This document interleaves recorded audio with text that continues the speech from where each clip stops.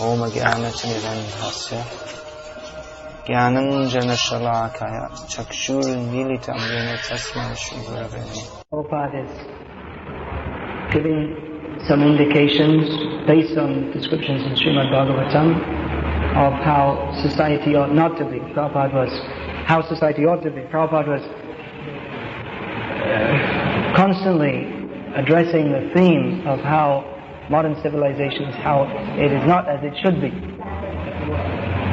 But he's also given, based on these descriptions, especially based on the descriptions on Srimad Bhagavatam, and also Prabhupada's experience in his personal life, giving descriptions of how society should be.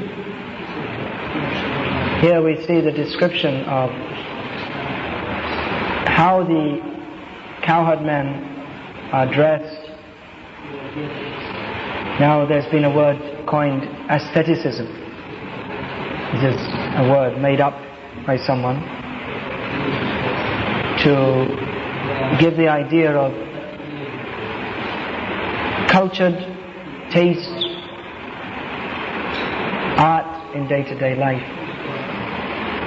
Now if we see the Vedic culture, this idea of art was not separate from the activities of daily life. Art, if we say painting, sculpture, literature, music, drama. Now, all these things are very much prominent in Vedic culture. But it wasn't that there was a separate department. Sculpture. You go to a museum and look at a sculpture. Or you go to a museum, an art museum, to see paintings. Or you have in your home some picture just to look at. Rather, everything was aesthetic. Aestheticism was there. But everything was either what you might call some practical day-to-day use, or for use in the worship of God. Art was mostly centered around the worship of God. The whole life was. So drama would be dramas of the pastimes of the Lord. Art would be decorations within the temple, or paintings would be paintings of the Lord that were for worship. We read of the 8 types of deity. One is a painting. And actually this kind of deity was quite prominent at one time. Especially Brahmins who are worshipping the deity in a main temple. And they would be living around the temple. And in their homes they'd worship Shalagram Shila and a picture of the deity. So in this way the paintings, they were of the Lord or of his pastimes. So dance, now it's become popular in India that people think it's very high class to send their daughters to learn Bharatnatyam, which is also there's no such thing as, but you won't find in Shastra anything called Bharatnatyam. There are different styles of dance for the pleasure of the Lord. So dances, they would rehearse for days and weeks and years, and then the performance would be for the deity, not for public performance. Especially ladies dancing in public, that was another kind of dance. The British called them nautch girls. That comes from nachna. That means prostitute. That's another kind of dancing. That's low class. Of course, even many so-called high-class people have kept prostitutes or dancing girls. Dance, sculpture means the form of the Lord. Not just you have something like this or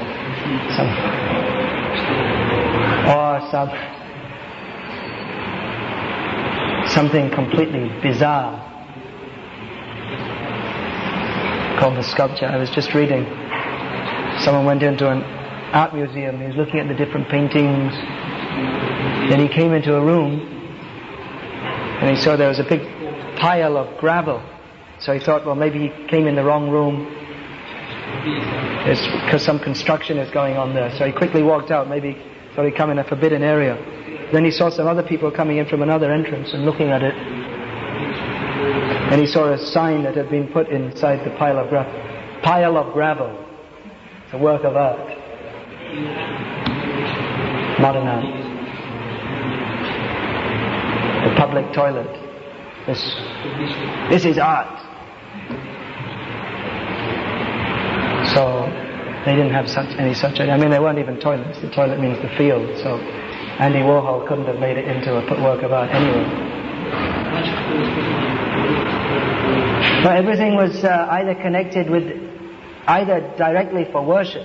The art was meant for the pleasure of the Lord, or there may be within the temple different paintings of the pastimes of the Lord.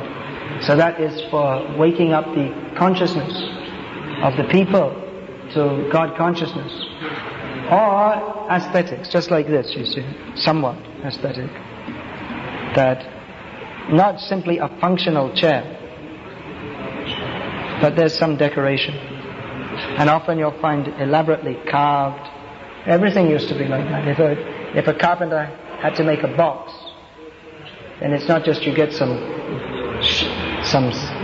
planks and bang it together, but to make it very elaborately with carving, or otherwise it would be smooth surface and painted very nicely. In Russia I see still, sometimes they give me some nice box, very nicely painted, with pictures of Krishna's pastimes, everything aesthetic. Even now in Bangladesh, you see the rickshaw, they have these cycle rickshaws, thousands of them. So every one of them will have some painting on the back. Usually now it used to be something like fields or the river, or nowadays it's mostly some silly thing with some guy with this and holding a gun and smoking. But still the idea is there, they should have some painting. There's no need to have it on the back of a rickshaw. It doesn't make the rickshaw run any better. But when you're stuck in a rickshaw jam, you can look at the picture. It's aesthetic, it looks nice. So that idea was there. Everything should be very nicely ordered. Still, that idea is there. There are some people with what we might say some aesthetic taste. They have very nice gardens. They have a nice big home with a nice garden. In England that was considered part of the English way of life. Everyone should have a little house with a little garden. They should have at least a little garden. And at the back they'd keep, where you can't see, they'd have some vegetables and chickens usually also. And at the front, which was facing on the road, everyone would have a nice garden with a hedge, some flowers. So when you're walking along the road, you'll see these nice displays. Even the train stations, so you have an all Britain contest for the best kept railway station. And the station managers that makes different gardens and arrangements. So that idea was there, some aestheticism. We read in Dwarka also the description of the city. What a difference to the city of modern cities, with so many parks and gardens and beautiful birds. Where there are trees, birds will come. And the birds are chirping so nicely in the morning. So lakes, very nice arrangement. So this is Prabhupada in one purport mentions, better late than never. This should be ready every day for Prabhupada. Who wants to volunteer to make chandan for Prabhupada every morning? It's not coming. It's not happening. It's not happening on time. Any volunteers are going to make it for Prabhupada every morning? Okay, at least until Kartik season, Kartik Purnima, Dev Diwali, it's called here.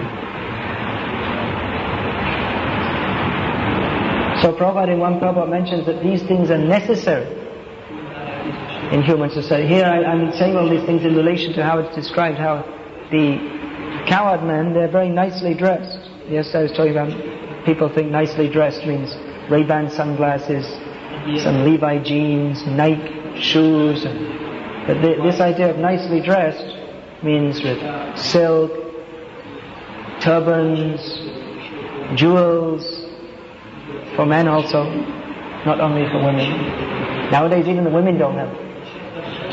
Maybe some plastic bangles. That's the modern fashion for young women. They don't have any jewelry. See, do they have or not? No.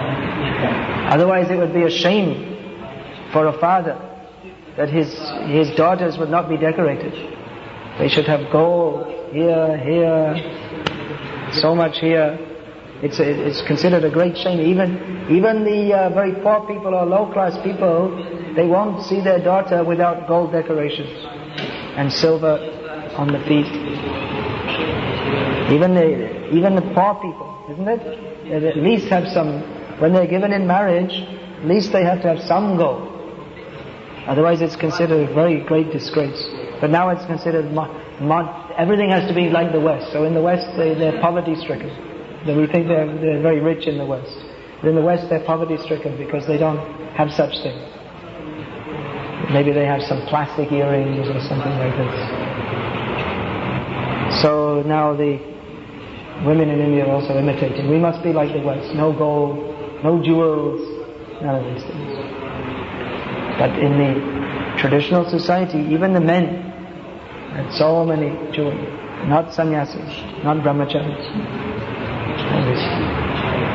Sometimes we see that brahmacharis with Ray-Ban sunglasses and all. It's not meant for you. But men would be very nicely everything. Just you can say there's no need, but that is some aestheticism. That gives some taste to life. Otherwise, everything is so stereotyped. Sometimes people say, traveling all over the world, it must be so interesting. It's nothing interesting. It's the same everywhere. Everywhere you go, in all the cities, they're all the same. In all of Eastern Europe, it's just the same. These big block buildings.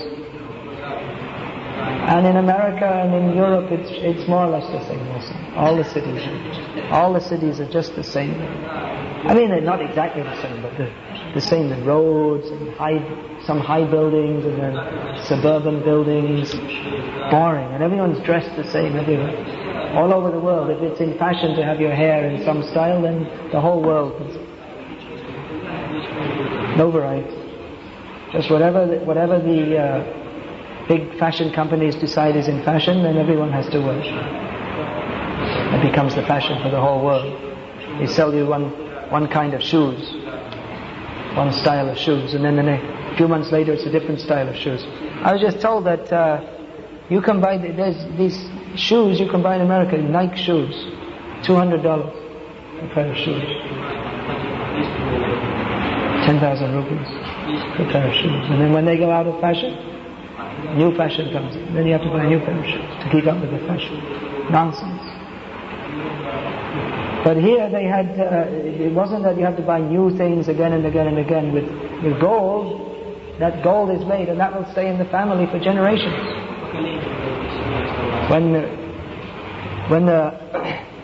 a woman is old and her husband dies, then she gives up all her ornaments. That goes to the daughters. Or the daughters-in-law, according to different castes and systems they do. Even the cooking utensils, they have brass pots or copper pots, so that will last. You'll see that will be in the family for many, many years. Or even more high class, the highest class thing is to cook out of clay pots. You cook once, throw it away. Very high class. That's it. So everything was made, had some value. Silk cloth, very valuable. That you may not use on every occasion, but that will be something lasting. That's why the silk sari, wedding sari, red sari, that the mother will use, then when her daughter gets married, which wouldn't be so much later because the daughters didn't wait till 35 years old to get married. They'd be married young. And they'd have children young also. So that the same wedding sari would be used by the mother, then her daughters, and then they'd pass down like this. So everything had some value. Some cotton cloth, of course, that may not be lasting. They'll be made at home. Gandhi had the chakka. That's actually the culture. Made at home. The women will they'll spin the cloth, spin the cotton, make cloth, make at home. Now they have the khadi industry. Otherwise khadi was at home. It was all made at home. And so every family would make their own clothes. Very nice. It's a very nice condition. Nowadays that's considered primitive. Nowadays it's considered you have to have big factories. Even this, up until very recently, it was very common that anyone, if they had a shirt to be made, or even a suit, which is a Western idea anyway, then they'd go to the tailor. But now it's all become ready-made, isn't it? Now the tailors are going to be out of business. Previously the potters, there was a traditional caste in India, the potters, so they had plenty of business because people use clay cups and throw it away. But that's also going out. They made some decision, the railway minister about 7-8 years ago made some decision, we shall have plastic cups on the railway, so if people drinking tea in streets, instead of drinking out of clay cups, they drink out of plastic, which you throw away, and it makes pollution for the next how many thousands of years, who knows. It doesn't biodegrade. Whereas the clay pot, this habit that you picked up of just throwing things here and there, it doesn't matter because it will disintegrate into the earth. And there's the clay, there's plenty of clay, so you can always make more. So a whole class of people are put out of work by this.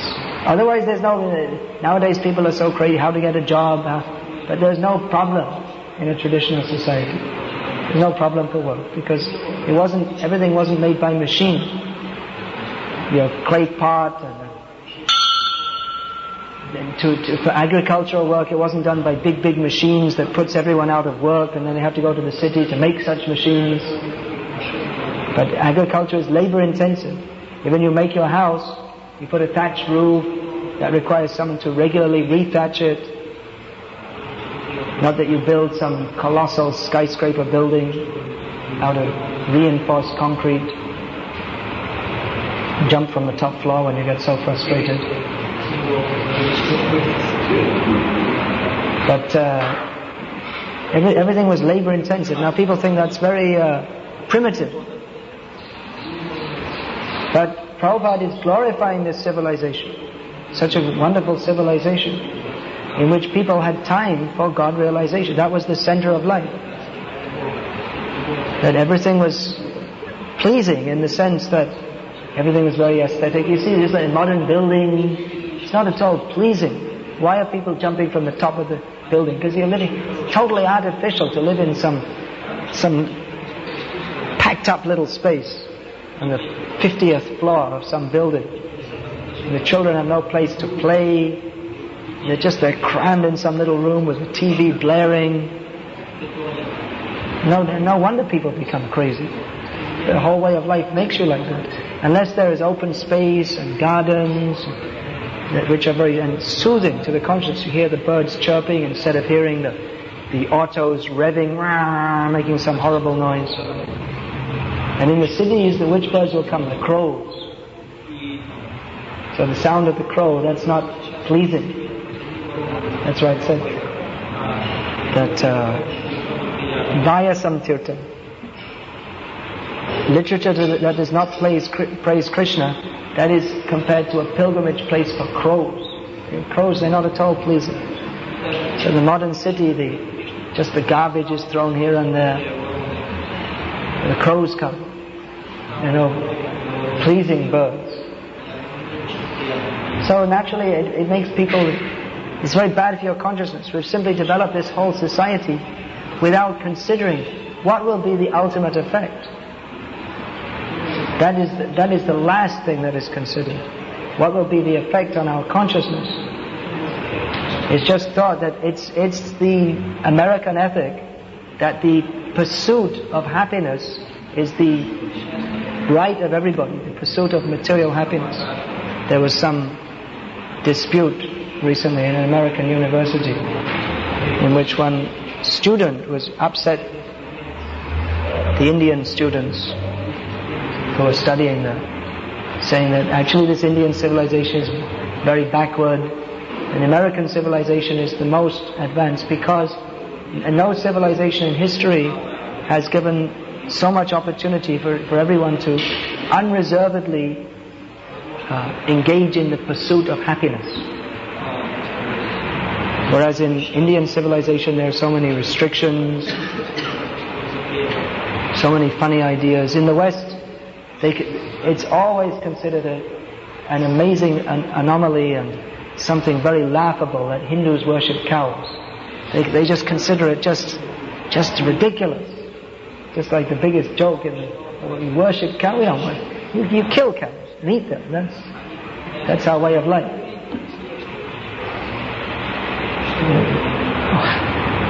What is this worshipping cows? It seems to them most stupid, because their whole way of life is simply based on what they consider to be practicability. There's an animal, eat it. Cow, tastes good, makes you strong, eat it. Now in India also it's a very common thing. Cow eating for Hindus also. In Mangalore, I was just recently in Mangalore, in one college, they serve regularly, they serve in the canteen for all the students, cow's meat. It's the cheapest. Kerala's just next door. There's cow slaughter is legal there. So you bring the beef, distribute cheapest meat. Previously in the colleges in India, they didn't serve meat at all. On the trains they didn't serve. Then they brought in veg and non-veg on the trains. And soon it'll be only non-veg. No doubt. So that's what the animal instead, kill it, eat it. What's it? Worshipping the cow. They think so many. In Hindu society, generally in the West, it's considered something bizarre. This whole idea that women should be, or the caste system, and that women should not have freedom. It's all considered very strange and bizarre, and worshipping different gods. Hinduism has traditionally Hinduism has had a very bad image in the West. It's something really uncivilized, strange, all kinds of strange, practically savage things they do. And of course very much publicized that people throw themselves under the raft wheels and commit suicide in this way. There may have been such cases in the past. Sati, that women will throw themselves on the fire of their dying husband. All these things are considered just abominable. It's complete. But they don't understand what is the spiritual basis behind all these things. Their idea is that life is meant for enjoying. Why there should be so many things? Even our own devotees in the West, they can hardly understand. It seems many of them can't understand many of these things. So this civilization, Prabhupada wanted to bring this in. How we can be materially prosperous by following Vedic culture, materially and spiritually. Material prosperity doesn't mean to have some tin can motor car and live on the 50th floor of some apartment block with eating off plastic plates. Gavaya Dhanavan, Dhanavan, Dhanavan, that Prabhupada quoted. Who has got cows and grains, that's considered wealthy. Who is a wealthy person? Who has got cows and grains. If you have cows and you get milk, that is the milk and grains. These are the two main necessities of human society. Other things may be there, but these things are most necessary. Food, first thing, it requires food.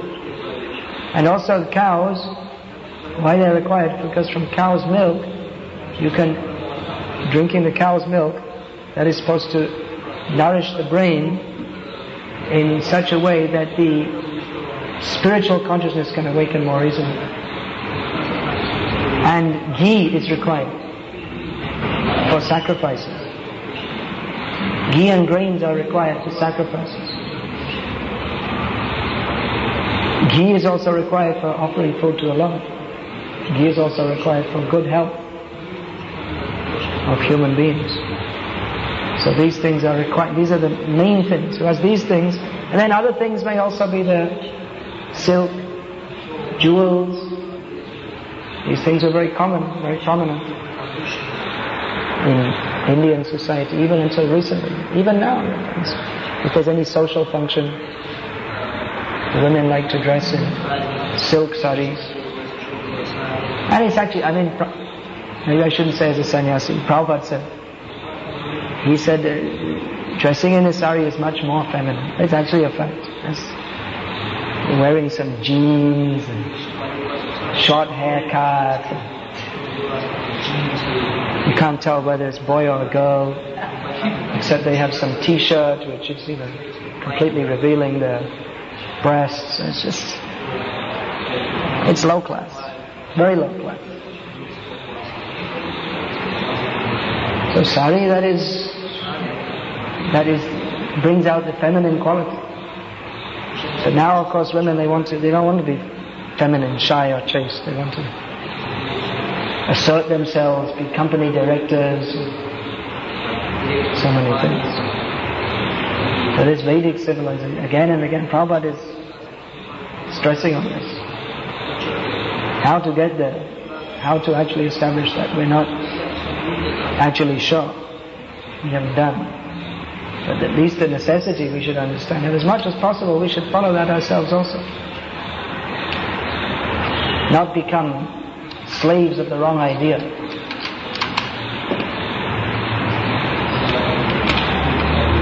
Shastra is very much promoting this Vedic civilization. Prabhupada always spoke of Manu as the law books of mankind.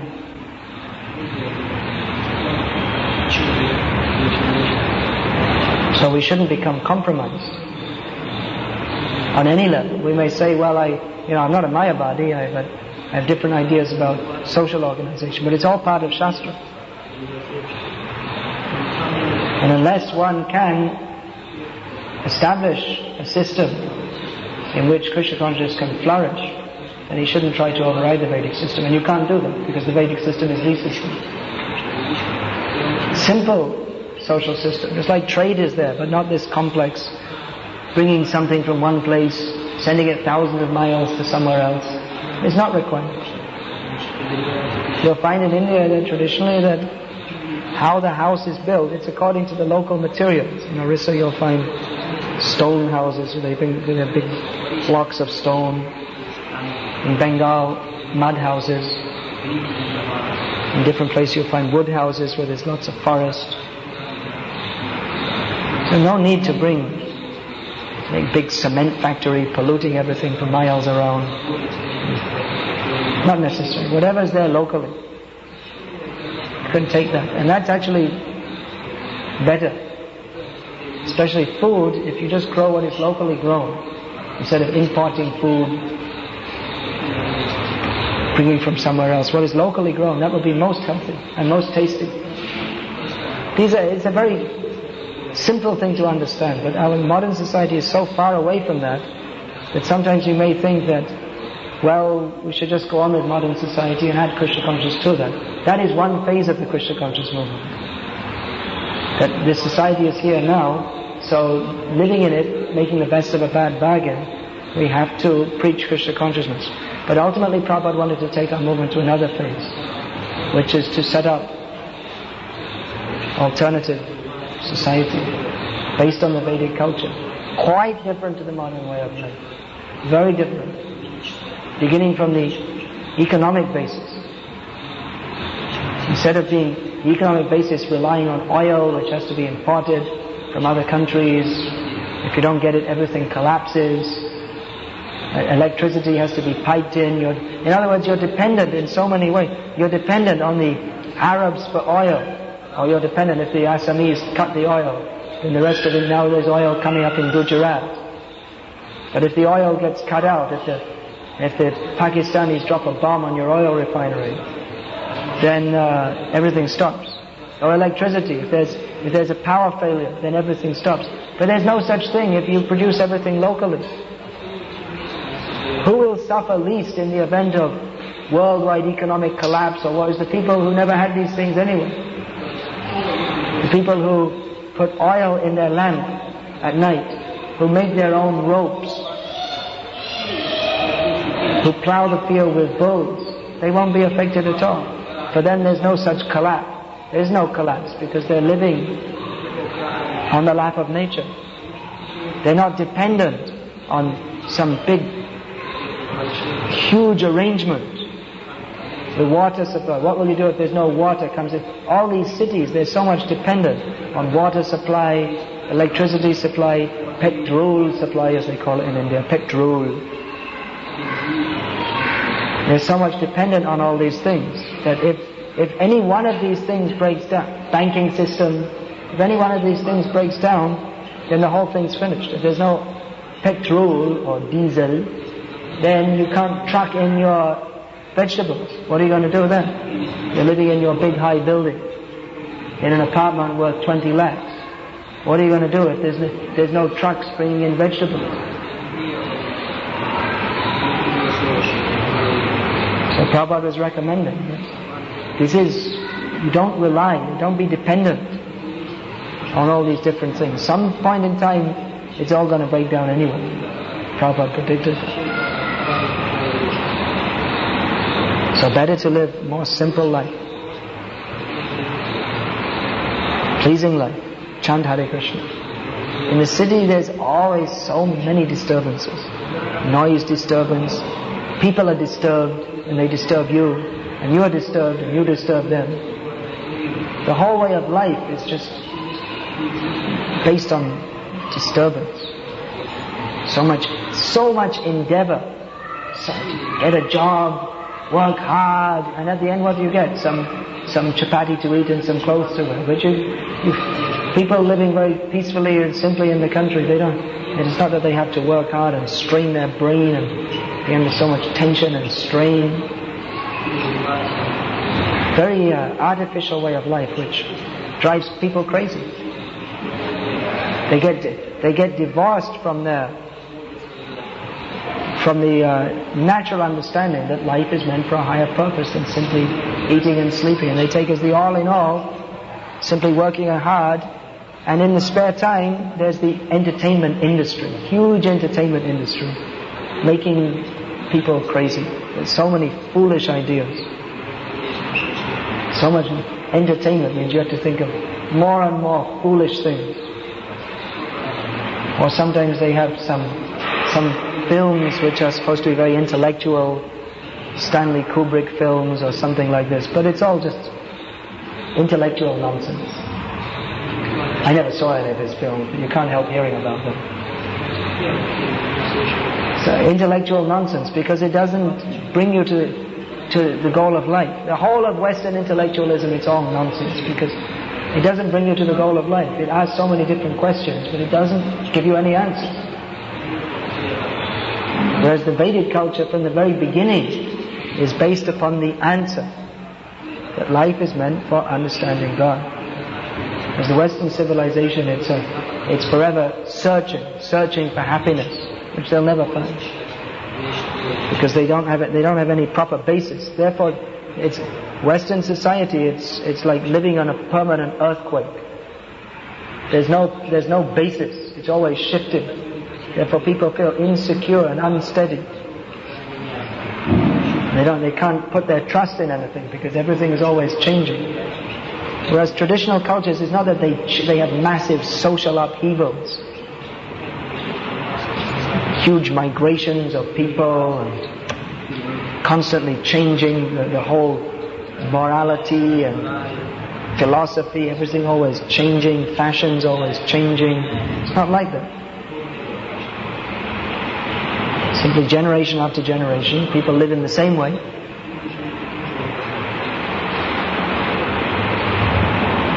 And the goal of life is there, to understand God. I'm convinced of this. The Vedic culture is that which we have to bring in. How to go about that? It seems to be difficult because we're in the grips. We're just like Kaliya was gripping Krishna. So of course Krishna is independent. That's his game. But we're in the grips of this modern civilization. It's very difficult to escape from the whole way of life. But that has to be done. At least talking about it, we can at least not compromise wholesale with modern civilization, and understand the needs to move towards that, the Vedic culture. At least as much as possible incorporate the values of that in our lives. At least not be carried away by thinking this modern civilization is very nice.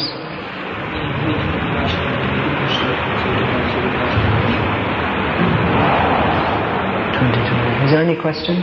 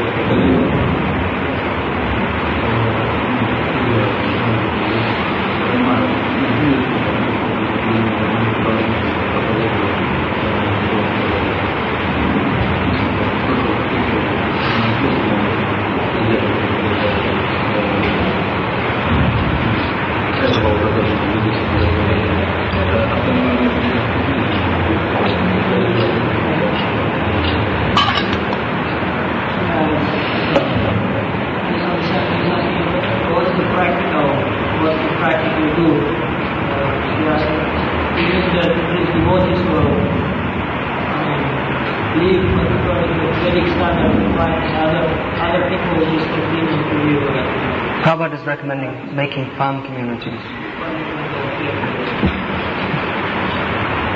And as much as possible, yes, to live a different way of life. But it's difficult because of the whole economic system surrounding us.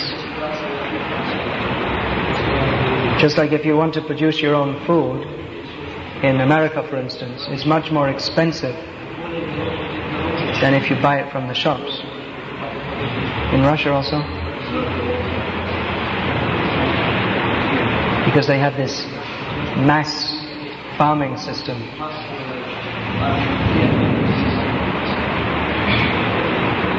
And we're also just like, you don't have your own system, but then by law you have to send your children to school, or they have to study a certain syllabus, demoniac syllabus. So there are certain practical difficulties involved.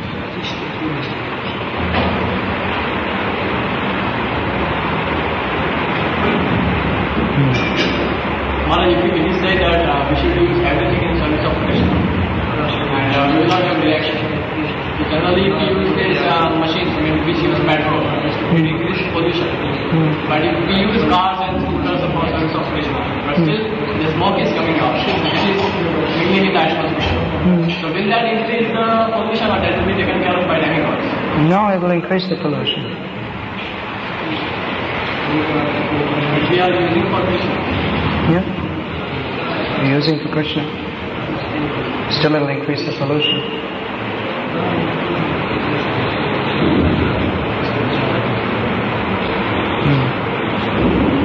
Talking about according to Vedic civilization, but for ordinary persons who are against modern civilization, is that acceptable? Ordinary persons who are against modern civilization? Modern civilization. Everybody cannot have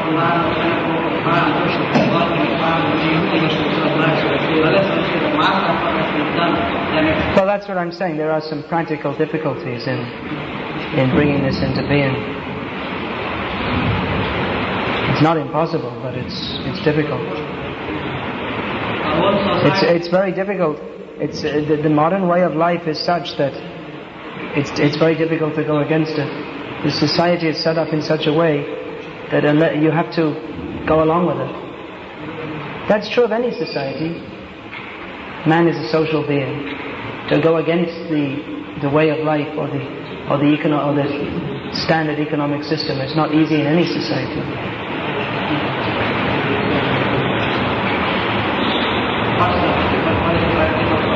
Practical Prabhupada said that Varnashram Dharma could be established by chanting Hare Krishna. So as far as I can see, although we shouldn't stop our efforts to start farms and all this, just like one of our devotees is making a farm in South India. But he's still, it's supposed to be organic and self-sufficient, but it's way out in the jungle. So he still has he has a truck and a jeep, comes into the city, because he has to, just like the land permits, and he has to visit the district town and meet the officials, and you can't avoid it.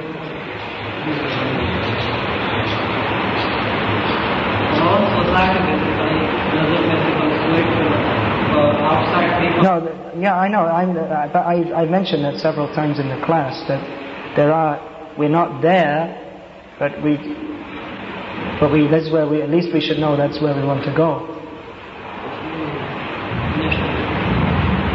So I wouldn't very much preach about this among the public, except to say that this is our ideal or our standard. But we don't want to go on about it too much, because unless we show it, it sounds like empty talk. It's something that needs to be done. Many of our devotees, they think that it will happen when, by necessity, when things start to break down in so many ways. But even now we see, I don't know the ins and outs of the whole economic and social condition in Russia, but we see that practically the economic system there is broken down. There was a communist system, it broke down, and no other system came into place. The opposite of communist is capitalist, but there is no capital. Capitalist system means there should be some capital on which you can build up. But there's no capital. So many people don't have work, they don't have jobs, but there's no mass move to the country. Now I don't know if people could even do that, but still people are just accustomed to living in the city and they're going on.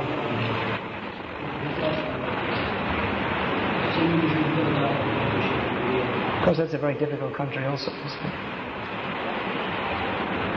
Different, according to which part of the country you're in, up to 8 months a year you can't do any agriculture anyway. Just frozen.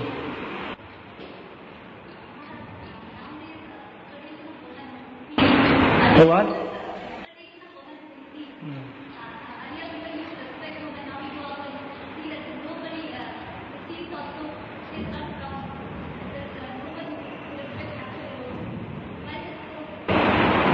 That's another point of modern civilization, because everything is... Women were respected for their womanly qualities, motherliness, chastity, and now everything is advertised with pictures of women, so the whole projection has been that women, instead of being considered as mothers, they're considered as sex objects only. And this idea is there, freedom for women, equality. So if there's equality, then where's the respect? Women were socially they were kept subordinate for the sake of protection. Just like a Kshatriya, he protects. So to protect you have to have some control.